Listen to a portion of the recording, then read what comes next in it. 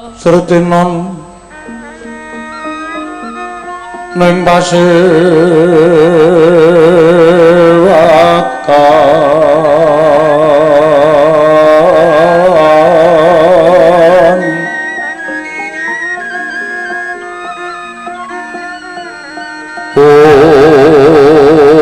busana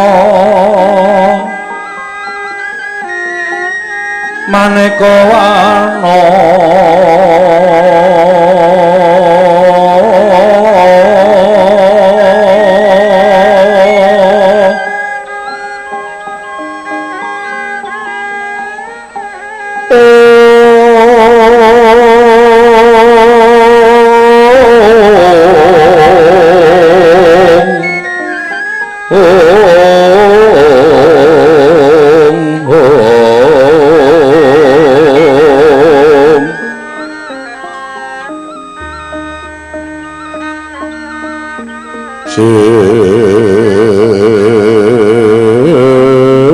Pak Puspeteng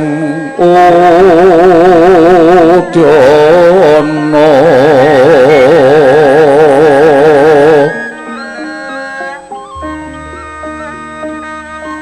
Miang Pancrah Sarwa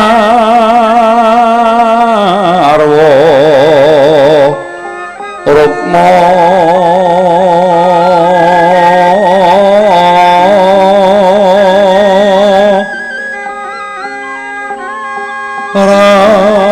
Ranggeng Manik Nara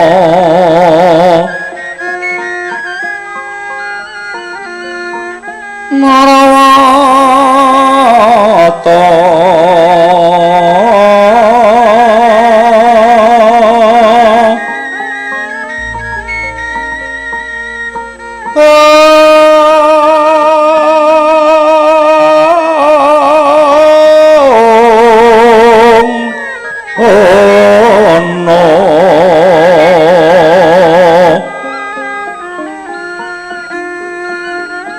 Obro Prabanya Kangsu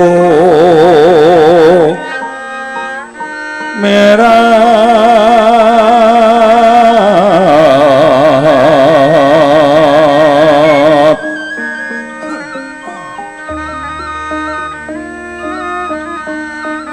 Kenyaring Tejo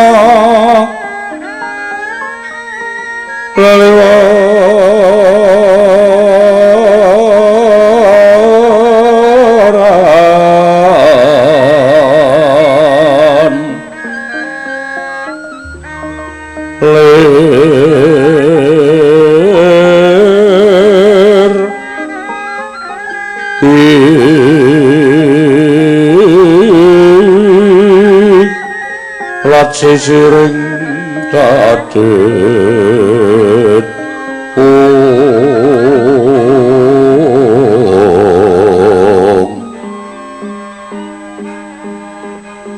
Wimbo kekanda amre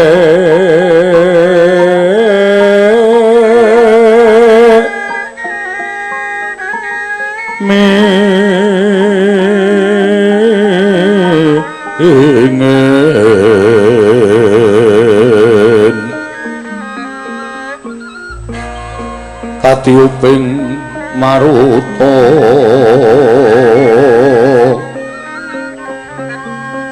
Maruta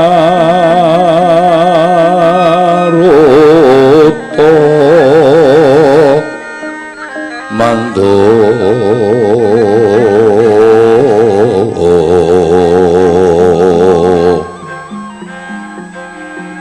Saparan mangambar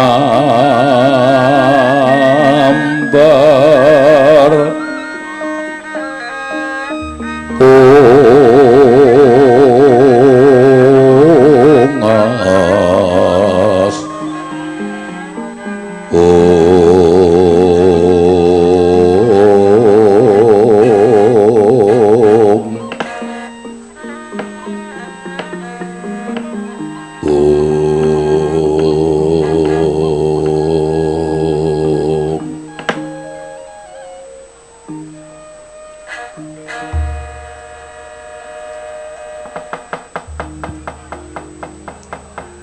ya tori sedeng kang siniwa Mahasri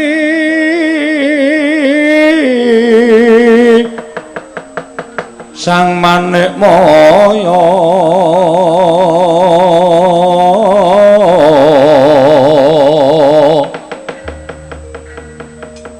pratisteng dampar kencana asirengga ning busana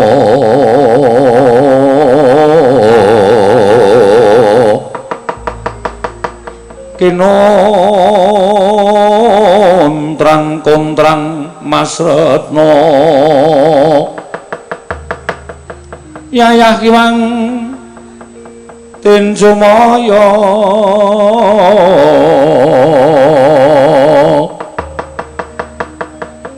sinewaneng Suralaya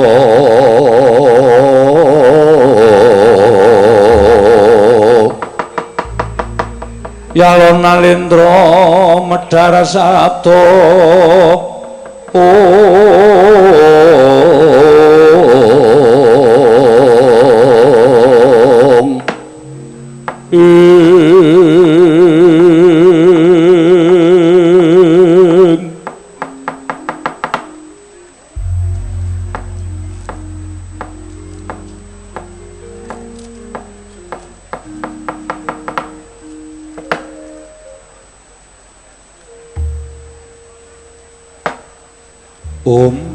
Mastunomo Sidam Skaring Bawana Langgeng Kakang Narada Kakang Resi Kaneka Putra Keong Adi Guru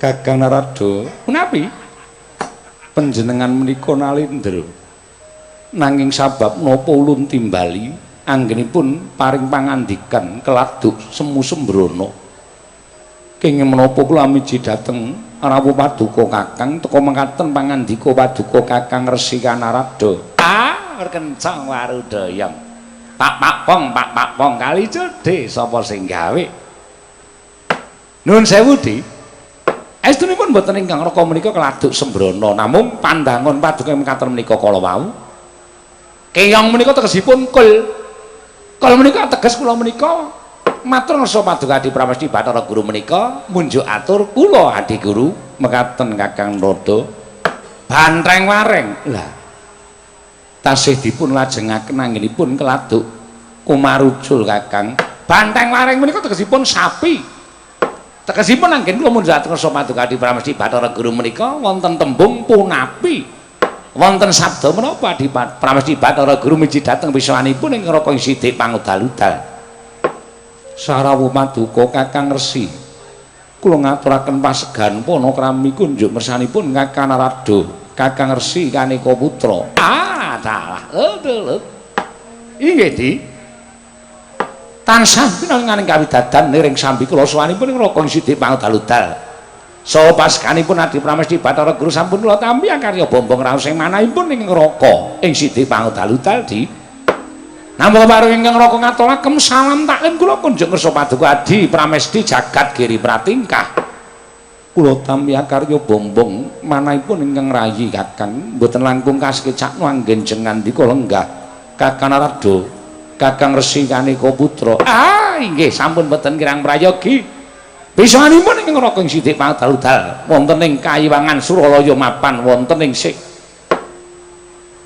telenging Kayiwangan menika Di inggih Kakang Resi mugi kasekecak anggen jengandika lenggah Atmaja ulun nggih Bathara Indra Surawati padha kanthi raja saprapta kita kulub Bathara Indra tansah pinangan kawidadan niring sambi kala sawanipun ingkang putra mboten manggal setunggal menapa anggen kula ngabiyantur ngarsa paduka Iwang Adi Pukulun kepareng kula ngaturaken sembah sumengkeming pangabekti kula kunjuk Pukulun.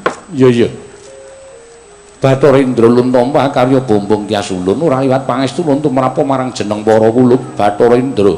Kula bendingga jimat paripih dayanana ing kasantosan prayoga nggih ngadhep ngarsa ulun nggih sampun boten kirang prayoga nggih kula ngabiyantara ngersa paduka Kanjeng Rama pukulun semban kula apa dene sira Yama Dipati prayoga nggih ngadhep iya Iwang adi pukulun sampun boten kirang prayoga nggih kula ngabiyantara namung dalan sak sampunipun kepareng kula ngaturaken sembah sumangga pangabektinipun ingkang putra pun Yama Dipati kunjuk ngersa paduka Iwang adi pukulun iya Yama Dipati ulun tampa angkarya bombong tias ulun ora liwat pangestu ulun tumrap marang jeneng para Yama Dipati kula bendingga jimat paripih dayanana ing kasantosan lan tatanen sangganing para Jawata para widodara lan widodari nggono iki lungguhan samengko ngabiyantara ning ngarsa ulun Yama Dipati aja ingkang padha saur manuk jeneng ulun diambabarak wigati ning pasewakan kawula nuringi menapa ing sampun paduka dawuhaken badhe kula candhingga jimat Rama pukulun Yama Dipati iya wangsul dateng ngersanipun Kakang Narada Kakang Resi punapi marmanipun dinten sak mangke Kakang Narada kula caketaken rawujeng ngandika Kakang wonten ing Bali Martya Kundha Manik badhe wonten atur ingkang kula kunjuhaken ngersa paduka Kakang Resi Narada dalah semu kaget lalu sing manahipun ing Raka Sidhi Pangdalutal pisowanipun ingkang Raka cinaketaken ngersa paduka Adi Pramesti Bathara Guru wonten salebeting manah kula sampun ngrahita bile badhe wonten pandangon saking paduka Adi Pramesti nadan kok menawi mangke klungsu menawi derek udu wonten pirembagan madaning Bali Martya Kundha Manik tumunten ngababarna Adi Pramesti badhe andangu menapa ingkang Raka Sidhi Pangdalutal nedya ngangungaken jangga nilingaken karna menawi ingkang Raka saged tumuli badhe munjuk atur nanging menika menawi wonten sak jawining kesagedanipun ing Raka Sidhi Pangdalutal kula nyuwun pangapunten ing sakalangkung kathah mboten dados menapa Kakang nggih Adi Guru Kakang Resi dinten sak mangke wiwit enjang ngantos Sanghyang Surya netepi kewajiban manjer wonten tengahipun tegesipun sampun wanci bedhug nalika ingkang rayi sampun kepareng lenggah wonten ing Sila Kanda Waru Binangun sineba sangganing para durandara para Jawata para widodara widodari nanging boten kadosa eri kelenggan sak mangke teka dangu sangseaning dangu kawontenanipun panas menika wonten gara-gara ingkang sumundul wonten ing Ngawiyat Kakang Narada menika saking dayanipun menapa Kakang Resi nyuwun pangapunten inggih pandangon paduka menika mujudaken satunggiling pandangon menapa panodi tumatipun Raka Sidhi Pangdalutal liripun kados pundi Kakang paring dawuh mekaten mestinipun inggih sabab paduka menika dados dewaning Kayiwangan Suralaya panjenengan menika dados dewa dewaning para dewa ing Kayiwangan ewadene namung babakan gara-gara kemawon paduka dadak dangu dhateng Raka Sidhi Pangdalutal kekilapan menapa paduka Adi Pramesti Bathara Guru ing ngertos dhateng ngubah musik ing para titah sampun malih kok jantraning titah nadyan kutu-kutu walang atoga paduka menika saged anjaring ewadene teka namung wujudipun gara-gara kemawon paduka dangu dhateng ing Raka Sidhi Pangdalutal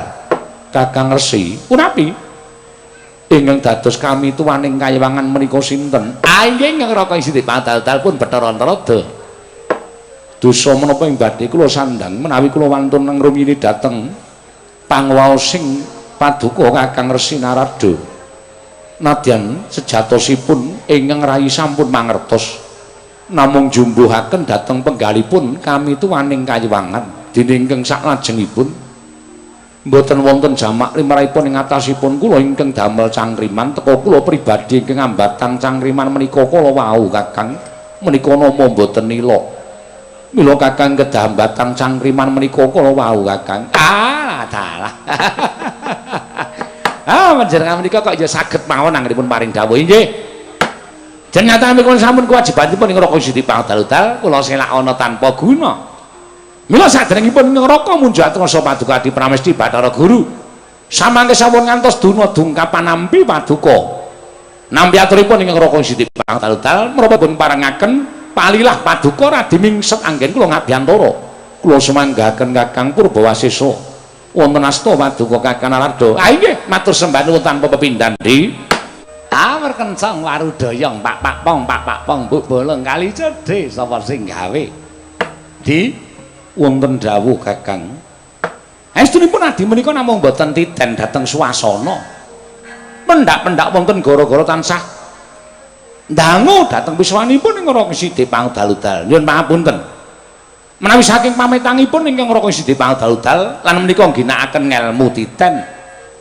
gara-gara ing tumanduk wonten ing Kayuwangan menika wonten pinten-pinten perkawis ingkang setunggal lemah sangar kayu waeng menika tegesipun menapa Kakang lemah sangar kayu waeng menika menawi wonten papan gawat kliwat wingit kepati satu mara satu mati jalma mara keplayu umpaminipun wujudipun Wana Marta duk nalika semanten sakderengipun dados negari Indraprastha menika papan ingkang gawat kliwat wingit kepati satu mara satu mati mila pendak-pendak wonten titah ingkang mlebet wonten telenging Wana Marta menika kekiyatanipun wana ngantos sumunduling antariksa utawi wonten ing Kayuwangan menika winastan lemah sangar tuwin kayu ingkang aeng inggih ingkang angka kalih menapa Kakang angka kalih menika mujudaken menawi wonten satunggiling pandhita ingkang nedheng tapa brata sekung semedi maladi hening ngantos kekuatanipun pandhita menika kala anggenipun nglampah semedi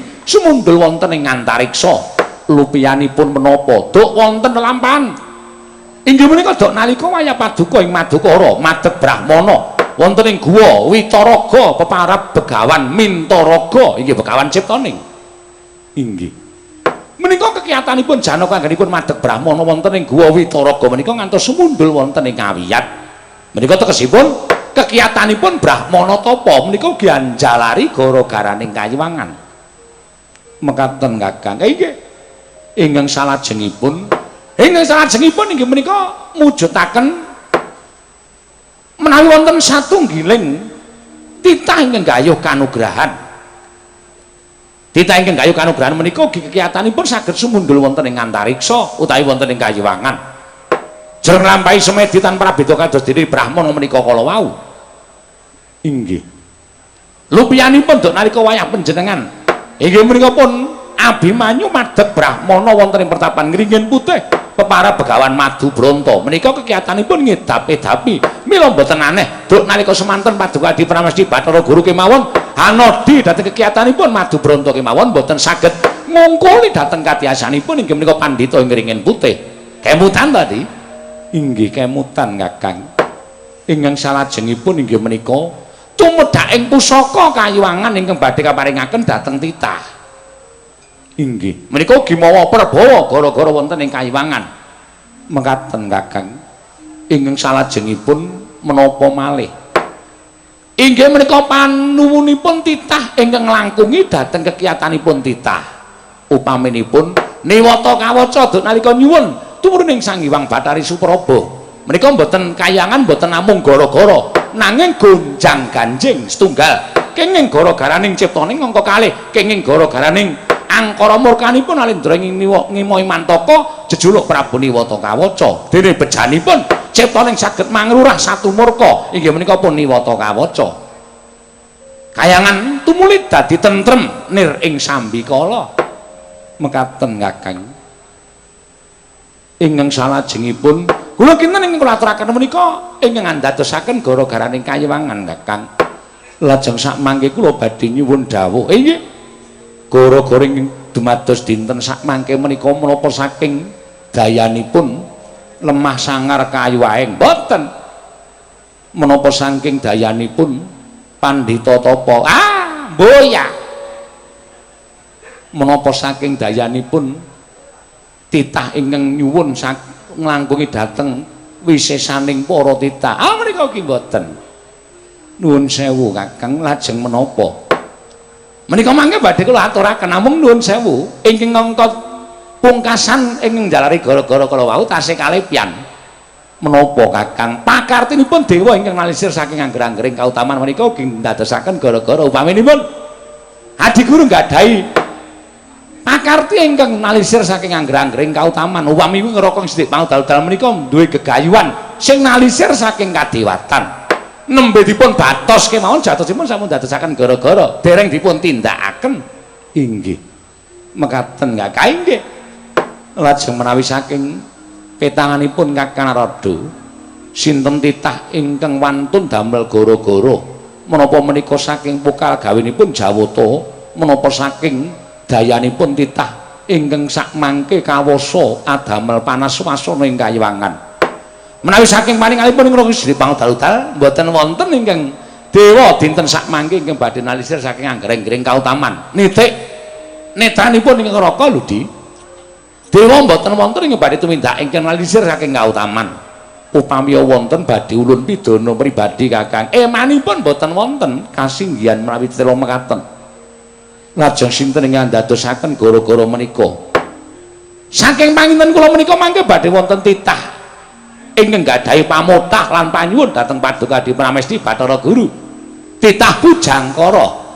Dipun sebut titah Pujangkara menika ugi saged dipun sebat menika titah Turasing Dewa ugi saged.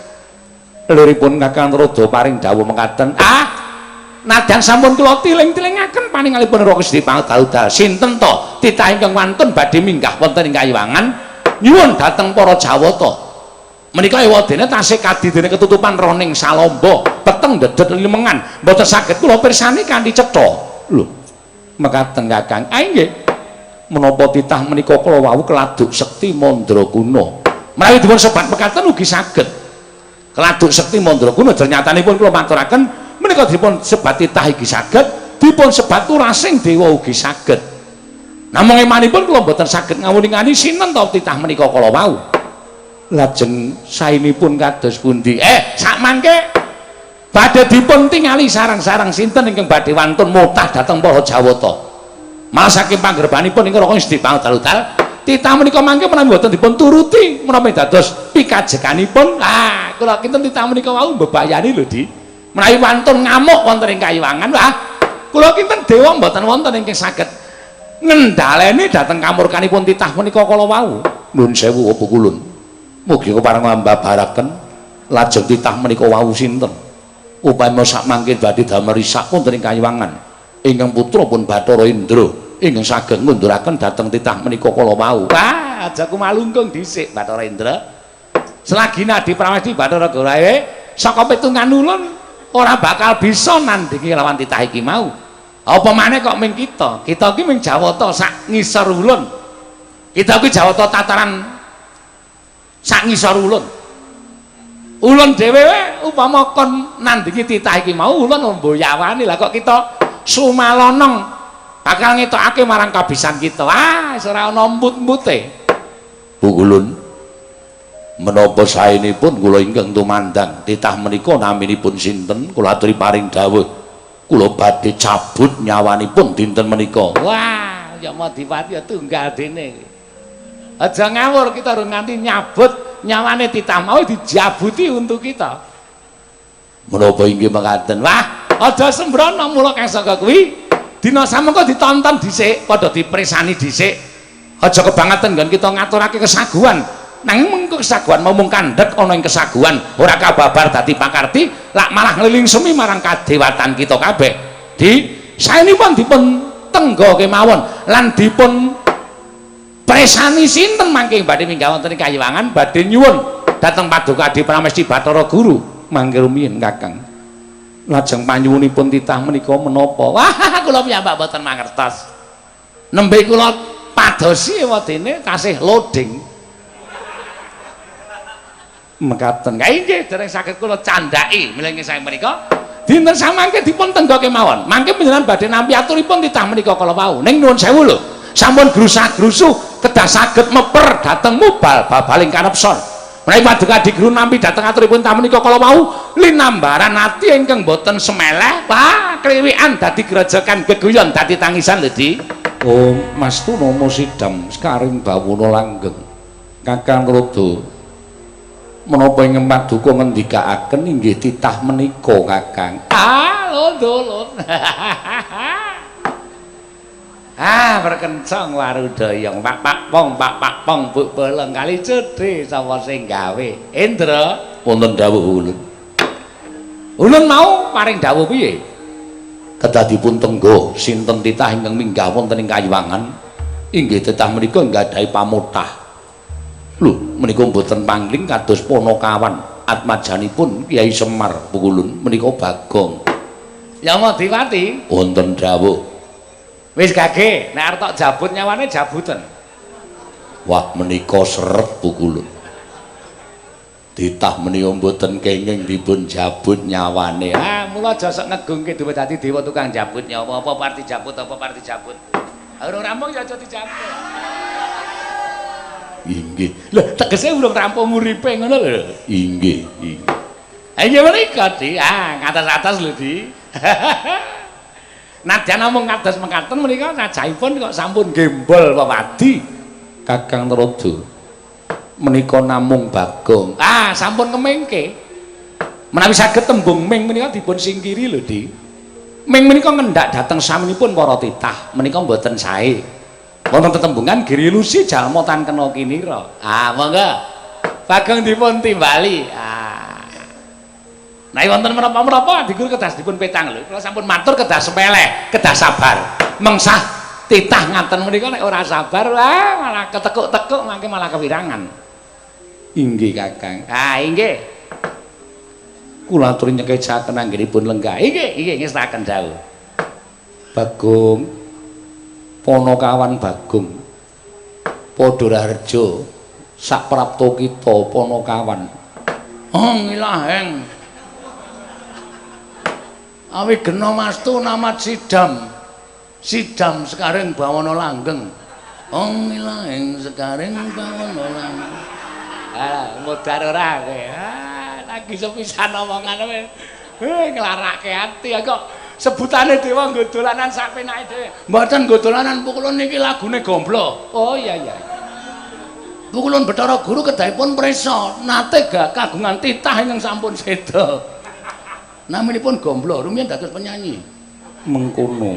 Kemudian mboten tahun 90-an kurang. Iya iya. Ulun kelingan. Ah, niku lagune Wong ilahing sekareng bawana wutah. Ah, lagi teka wis mutahke wedang. Padha rarja sak prapta kita, Bagong. Pangestunipun ngadi. Pukulun tansah pinayunganing kawidadan niring sambikala. Pukulun, bekti kula konjo. Ulun tampa. Sami-sami ulun nggih nampa. Pangestu ulun tampanana Bagong. Kula pundi nggo jimat paripe dayanana kasantosan. Kenapa kita nalika semana arep munggah ning Bali Marti Unda teka minggo dalan pados toilet Pukulun. Kena ngapa sebab sampun ngampet kawit sak ngandhaping gunung Siulaulu. Gunung Siulaulu iki gunung endi? Ah, gunung kok Siulaulu. Gununge kalih Pukulun Siulaulu menika. Iya, iya. Ya, Bagong. Gunung Himawat. Gunung Himawat kula sampun ngampet Pukulun. Iya. Bagong prayoga nanggonira ngadhep. Sampun boten kirang prayogi. Anggen kula ngabiyang kersanipun Iwang Bathara Guru. Nggih Iwang Bathara Manikmaya. Sampun kirang mboten kirang sekeca Pukulun. Iya Bagong. Mekaten inggih Pukulun. Ah, Bagong. Padha larja sak prapta kita, Bagong. Pukulun Bathara Lodolut. Bathara Bathara Lodolut ora. Bathara Antarada. Ah iya iya. Wah, jan, naman kok ora gede-gede.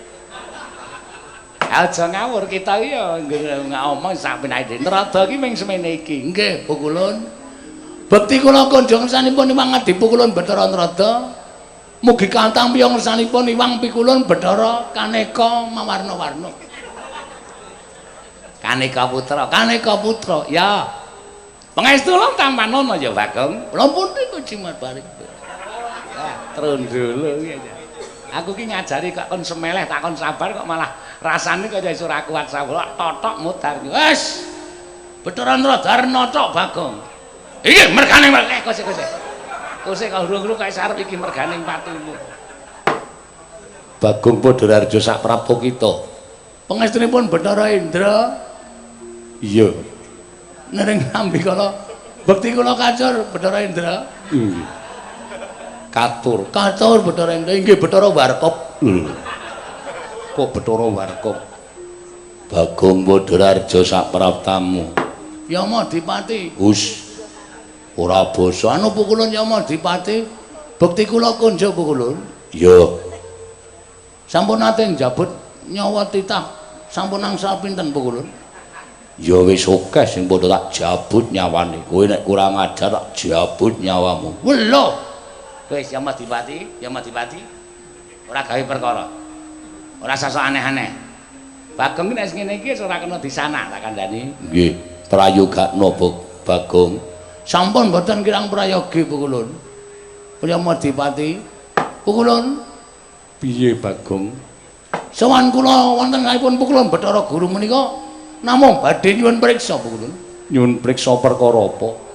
Pukulun Bathara Guru menika menawi adus dangu amargi kaleke papat. Lengosoki mesti suwi. Sabar lho Di. Sabar, latri sabar. Bagong menika pancen pakartinipun kados mekaten menika. Tabiatipun watakipun nggih ngaten menika sampun ngantos dipun lebetaken wonten ing penggalih. Iya Bagong pancen lu nek siram suwe. Remen kula pukulun. Iya Bagong. Nggih. Kula niku wonge niku seneng guyon. Dadi teng pundi-pundi niku anggap kula niku kabeh niku sedulur. Kaya kanca kula dhewe kabeh. Iya. Pukulun ana apa meneh Bagong? Napa ingkang wingking kalih menika widodari? Iya Bagong, jare ayu kok elek. Widodari kuwi werna loro. Ana ingkang ayu, ana ingkang elek. Wah, campur aduk. Sing widodari sing ajeng iki ayu-ayu, sing pinggir mriku elek dhewe nggih pukulun. Iya wis ora dadi ngopo. Gayane nganggo kacamata bareng. Sing ngendi ya widodari kacamata. Ah kae lho sing nika lho sing teng mburi nika lho, mburi dhewe nika. Cengengas. Wah dicopot saniki kacamatane dicopot. Wong udu kaca plastik. Ya. Lah sing sabar, Mbak. Ponokawan Bagong, dalem pukulun. Ana wigati apa dene jeneng kita sowan mongko tanpa tinimbalan. Apa saka karep kita dhewe apa saka diutus kalawan bapakmu Semar. Kula kesah saking Karang Kadempel menika malah mboten ngerti Kang Gareng, Kang Petro nggih mboten ngertos, Bapak Semar luwe-luwe nggih mboten ngertos. Alah, Bagong ki rene kok nggawa bola iki piye? Menika penggemar kula pukulun. Iya. Ya syukur. Wah, lho kok saiki raine dinae blethokan barang. Ora apa-apa. Ngaten nggih pukulun. Iya, Bagong. Lah, Bapak nggih mboten ngerti, Kang Gareng nggih mboten ngerti, Petro nggih mboten ngerti. Wigatine apa, Bagong? Kula niku ora lara ati kula. Sebabe apa? Sebabe kula niki rumangsa nadyan anake Semar kok kaya dianak tirikan. Lho Gusti, Semar ki adil tumrap putra-putrane kabeh. Kok rumangsamu dianak tirikan? Kula niku wingi dolan tenggene Gareng, terus dolan tenggene Petro. Wong kanca kula nggih ming Mas Gareng kali Mas Petro. Teng mriko niku kula dicritani, dilalah dadi siji do jagongan kita Gareng lan Petro. Nggih, teng omahe Gareng do omong-omongan gayeng menika. Pertama membahas pilihan presiden. Mengkono nggih. Terus angka loro suwe ning suwe saya mrambat, critane gayeng. Mes saking jam 09.00 esuk nganti dalu niku kula mboten Wangsul.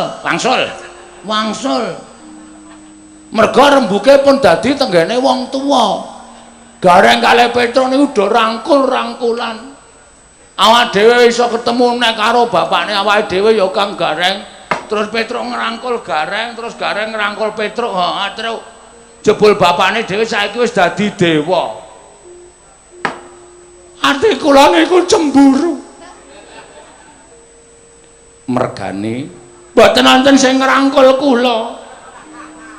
Terus Gareng niku crita Begawan Salantara ya Begawan Gandarwa Maya ya Resi Gandarwa Raja Bali wis urip ning kayangan. Awak dhewe mengkari ngetutke bapak sambungan ya kuwi Bapak Semar nganti tutup uripe awake dhewe terus ngono kuwi Petruk nggih ngoten niku terus terus pokoke salaman niku terus linggo jejer.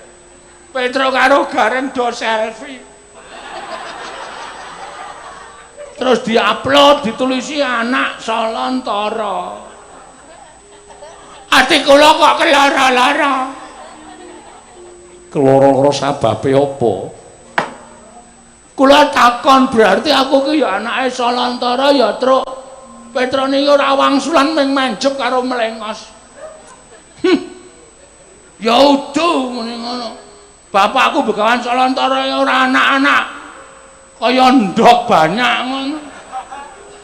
Anjuk aku anake sapa ya, Truk? Aku ku ya asline dudu anake Semar to, Truk. Dudu Semar ki ra ndek anak. Semar ki malah anake ning kayangan kabeh. Kae Bathara Kamajaya, Bathara Yamadipati, Bathara Pathuk, Bathara Gandamanan, Bathara Sarkem. Kuwi anake Semar ngono. Nah aku ki kudu anake Semar, aku anake Begawan Salantara. Muni ngono. Aku dadi kelara-lara. Terus pada suatu ketika sabar lho Di, sabar. Bagong menika bahasanipun ngados-ngaten menika, sampun ngatos-kados dipun anggep kados titah sanesipun. Nggih. Lho sing nggih kono wae kok. Mangsa kala suwen mangsa kala pada suatu ketika kula niku ngalamun. Lho, ngalamun nggih. Ndak aku ki anake sapa ya? Upama aku ki duwe bapak, mestine Bagong ki kudu ngabekti karo bapake. Kudu iso mikul dhuwur karo nglindhengke bapak. Tremberane. Mikul dhuwur mendem jero. Mendem. Ana ora dipendem ora diglindhengke. Ora diglindhengke. Didonke kok diglindhengke, gundule atas ora. Mikul dhuwur mendem jero karo bapak. Upama bapak isih ana nggih, kula niku kepengin ngabekti ngersanipun bapak. Nek bapak wis ora ana ya kula kepengin weruh sareane bapak niku teng pundi. Saora-orane ajeng kula suwunke pangapura kalih sing gawe urip. Ngono, nggih. Terus kula mikir, sing kula jak rembugan ming bojo kula. Lho. Kita rembugan karo bojo kita? Nggih, niki bojoku to ngenteni teng repat kepanasan. Lho tok jak ning kayangan to, kula jak. Nek ora dijak tenan, ngomah niku dibabahi Petruk. Petruk seneng kalih bojo kula, lek ngerti wis suwen tak nengke wae. Ben duja, tak uja Petruk. Pada suatu ketika kekrek cengele. Bojoe, iya. Dumuk bathuk senyari bumi. Garwa niku jarwa dosake sigaraning semangka. Jiwa. Garwa niku ana sing nyebutke rong pribadi ingkang wis dadi sak badan. Garwa niku nyebutake rong awak sing dadi siji. Mula nek do dadi siji ta. Sabar. Mboten sabar pripun? Ha kok sing teko Bagong ki piye? Ha iki sing njaluk sing nanggap kok. Nek do ora seneng kula ngucat teng mriki nggih sing kira-kira ora cocok lakon niki nggih mangkondur. Niki sing njaluk sing nanggap butuhe Pak Ganevo sak keluarga. Bungah niku wis sah. Lho kok malah nesu to bocah iki? Ah sampean cerewet. Kakang Rodo kendel ya iki ya.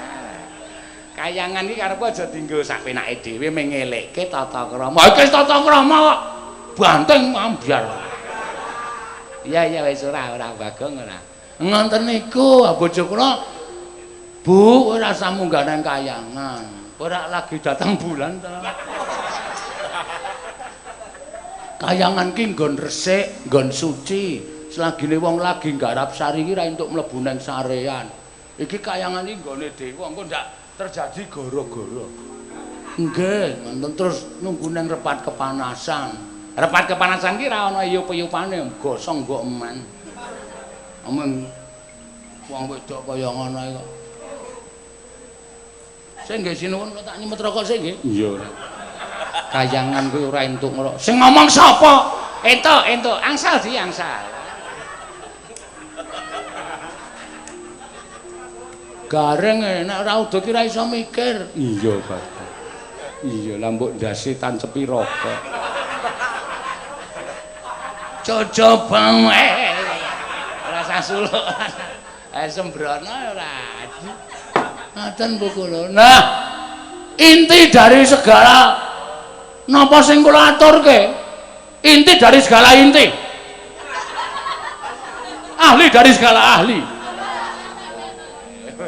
Pinter bocah iki, terus. Rembug kula menika janjanipun namung badhe nyuwun prisa Bu kula. Iya. Nyuwun prisa apa, Bagong? Bapak kula niku teng pundi? Bapak kula niku sapa? Nek sinuwun niku menangka dados dewaning para dewa. Kedahipun ngertos bapak kula niku sinten, napa pendhita, napa Nalendra, napa titah selumrah, napa kere. Niku sapa Bu kula? Petro kalih gareng iso ketemu karo bapakne. Mosok kula ora iso ketemu karo bapak kula? Bagong, Nun. Bapak kita kuwi Semar. Semar niku bapak sambungan. Niku dudu bapak kula asli. Sapa sing muni Semar? Karat sirahe. Iya. Udu Semar. Ning perlu dipikir. Nggih, Bu Kulun. Aduh, Bagong. Aduh, yang napa Bu Kulun? Ulun kuwi kaget.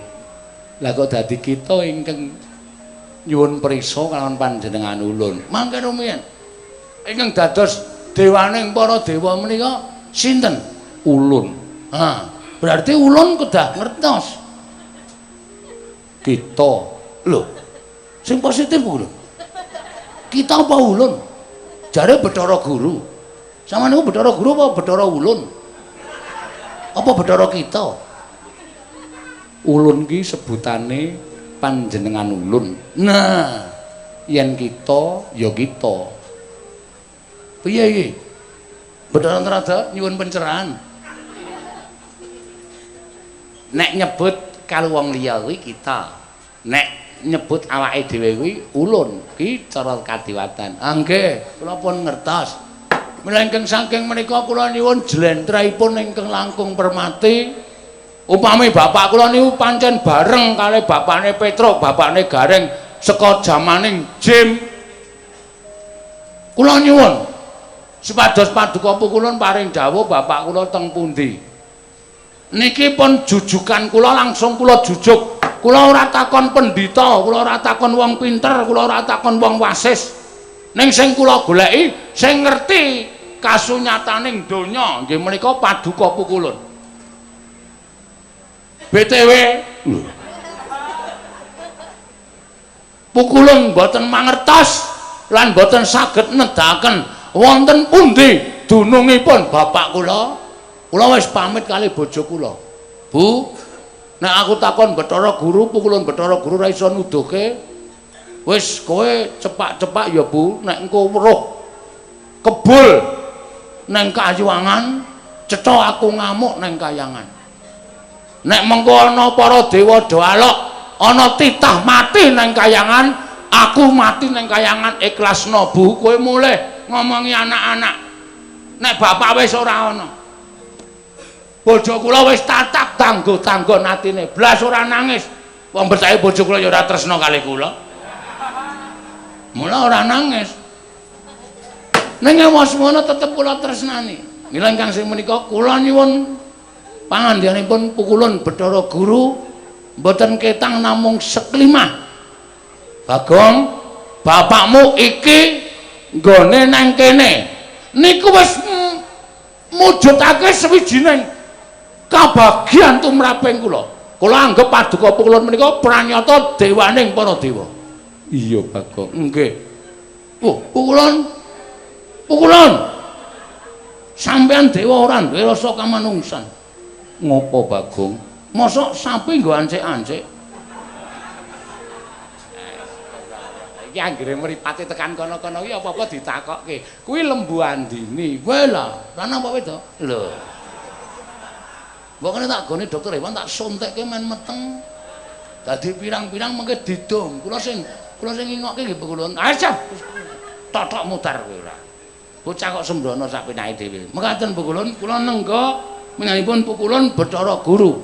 Sekedhik kemawon kula tengga. Ananging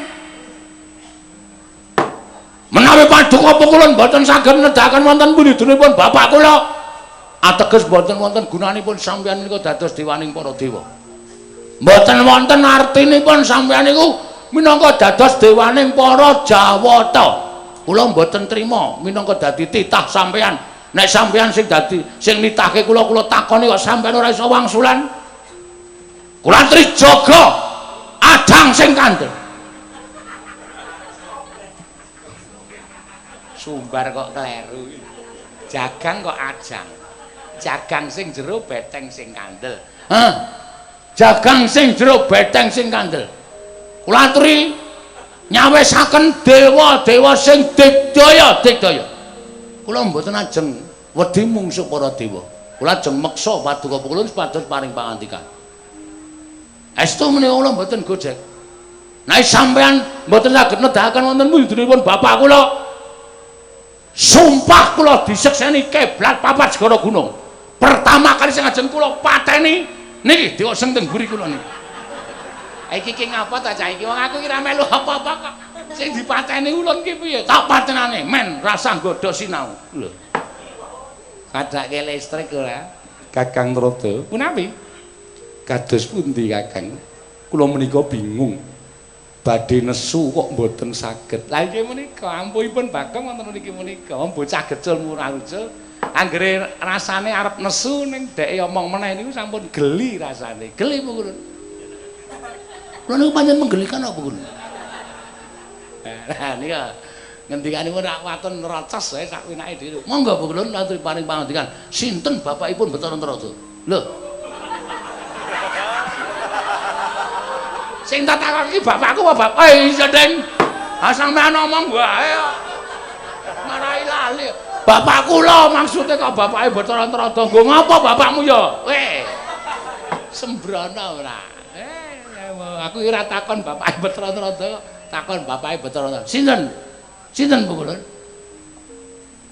Bagong. Nun. Estu napa pukulun? Bagong aja kaya ngono. Ulun kaget. Alon-alon Bagong aku tak kandha karo kita. Nggih. Ning harapan kula namung sampeyan pukulun. Nek sampeyan ra iso ngandhake tenan iki kula wis peteng mripat kula. Kula ora nyawang dewa, ora nyawang titah. Kula wis nggo bendho pun kula sah. Ngamuk teng mriki tenan. Tak tegori wit-wite. Tak resiki kabeh. Ya malah matur nuwun. Weh lah. Adi, ampun kados mekaten tadi.